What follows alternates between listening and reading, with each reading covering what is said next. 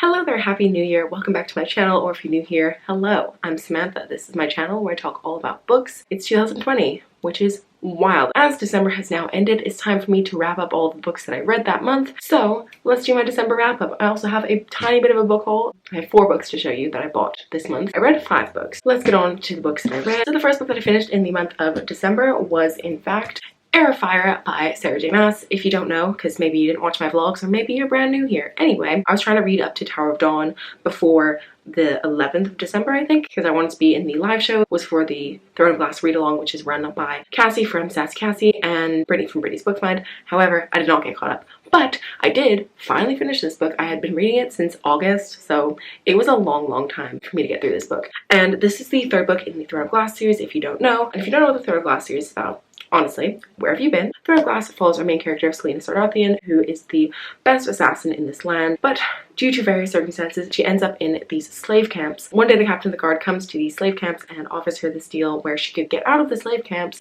if she enters this competition to become the king's champion, which is basically the king's personal assassin, and it takes off from there. And I'm not going to go into any more about it. All you need to know is it's a great fantasy YA series. Although, actually, that being said, I really think the first 4 books are like the prime books. You get to 5 and it goes downhill. But anyway, I ended up giving this book 4 out of 5 stars. Obviously, this was a reread for me, and the first time I read it, I really enjoyed it, but it did take me a long time to get into it.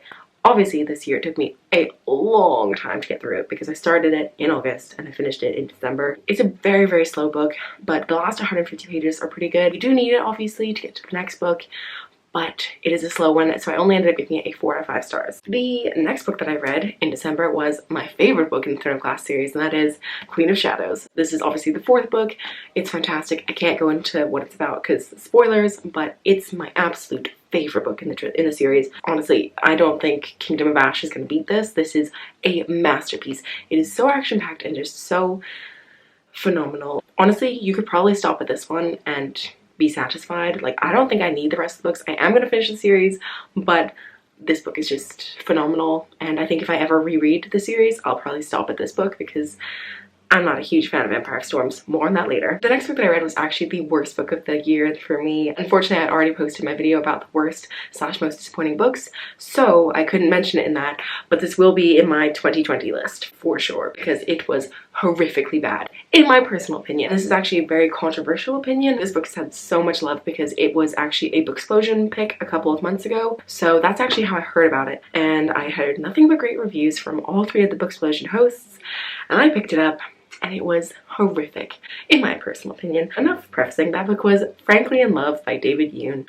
I hated this. This book got 1 out of 5 stars for me. If you don't know what this book is about, this book follows our main character, Frank Lee, who is Korean American. And he's the first generation living in America. So his parents moved from Korea and then they had him and his older sister in America. And basically his parents are very racist and they don't want him to date a white girl. They only, or any race actually, they only want him to date a Korean girl. But unfortunately, Frank falls in love with a white girl called Britt Means, but he has this friend, Joy, who is also Korean American, and she has the same problem because her boyfriend is Chinese. She's hiding him from her parents. So Joy and Frank decide to do some fake dating so that they can still like go on dates with their significant other, but their parents think that they're dating.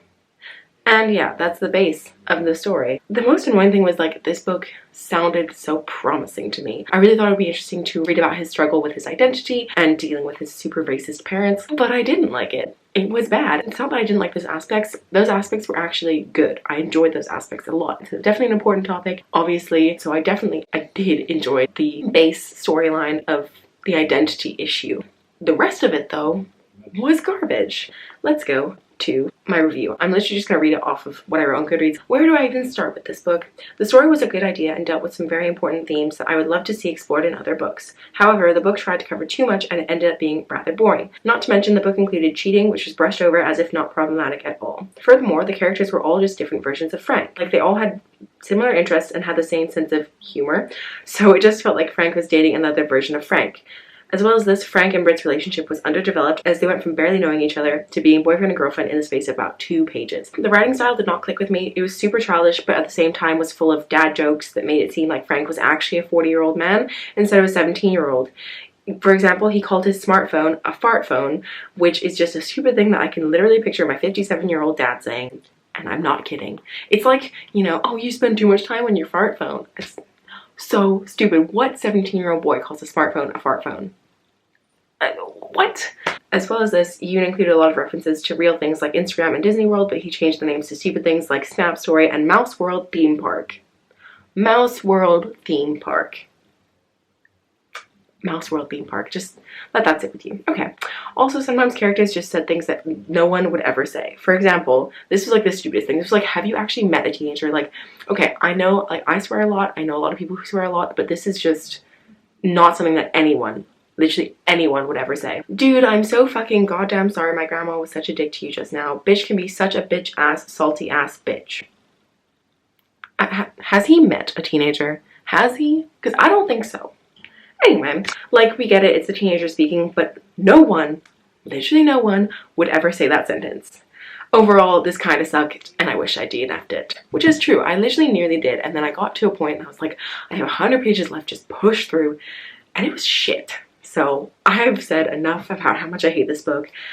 I'm sorry if you liked it, but it was garbage to me. The next book that I read was another reread for me. Again, I was continuing on with the Throne of Glass series, so I finally read Empire of Storms, and this is the 5th book in the series, and this was my final reread because I haven't read Tower of Dawn or Kingdom of Ash before, so I just had to get through this, and then I can finally finish off the series, which I'm working on now. And this is one of my least favorite in the series. It's just way too long, and I just don't like. After Queen of Shadows, this is just such a disappointment, so I only actually ended up giving this a 3 out of 5 stars. And the final thing that I read in 2019 was actually a poetry collection, and it was another reread for me. I did a lot of rereads in this year, but that was The Sweetest Kind of Poison by Katie Wismer from Kate's Book Date. I love this poetry collection. This is my 3rd time reading it. I'd already actually read it this year, or sorry, last year. It's 2020 now. Oh my god. Sorry, if I ever say this year, unless it's obvious that I actually mean this year, then I mean 2019. This is a beautiful poetry collection about an abusive relationship and then putting yourself back together after that. And it just has so much like self-love and just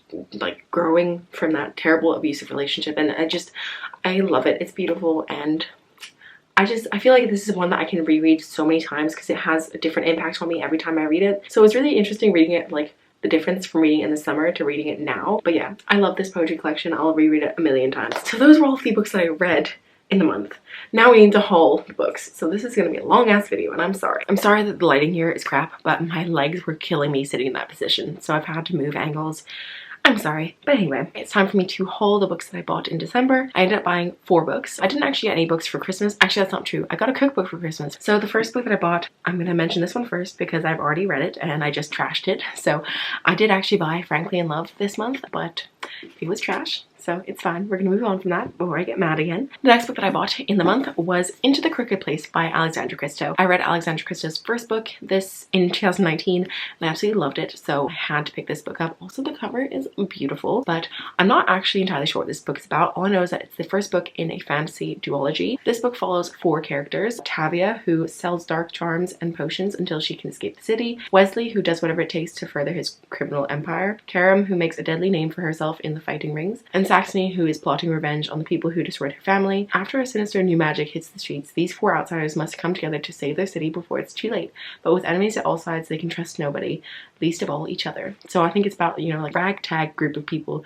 who have to come together to fight this new magic. So I think it sounds really good. I'm very excited to read this. The next book that I bought is probably my most anticipated book of 2019, but that is, of course, The Toll by Neil Shusterman. If you don't know, this is the 3rd and final book in the Arc of a Scythe trilogy, with the first book being Scythe and the second book being Thunderhead. Scythe was my favorite book of 2018. I absolutely adored it. It's basically set in this utopian society where technology has advanced so far that there are no longer deaths, like not naturally. People can't die naturally anymore. There are no car crashes, there are no diseases anymore, and if anything happens to you, you just get revived. So the way that they control population is by these people called scythes, who have the power to glean people, which means they kill people, but it's allowed. And once they're killed by a scythe, that's it. They can't be revived. And it should be this wonderful utopian society, but there is definitely some conflict, and it follows our 2 main characters, Citra and Rowan, who get taken on to be Scythe's apprentices. It follows them as they get introduced to this world of the Scythedom, and we get introduced to the corruption within it. And it's fantastic. But yes, this is the 3rd and final book. I'm so excited to read it. I'm currently rereading Thunderhead, so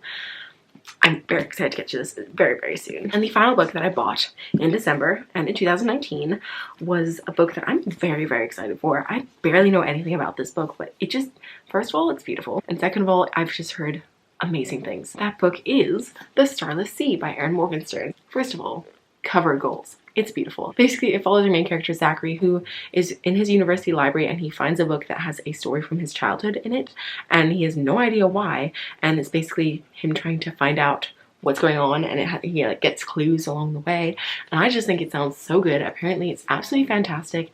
So I'm very, very excited to get to this one very soon. Anyway, so those were all the books that I read and bought in the month of December. That's how I finished up 2019, which is crazy. Please let me know what books you finished off the year reading, and let me know what books you plan on reading very soon. I would love to know. But that is all that I have for today's video, so I hope you liked it. If you did, please give a thumbs up. If you're new here, feel free to subscribe down below, and I will have another video up at some point very soon, so I'll see you whenever that is. Bye!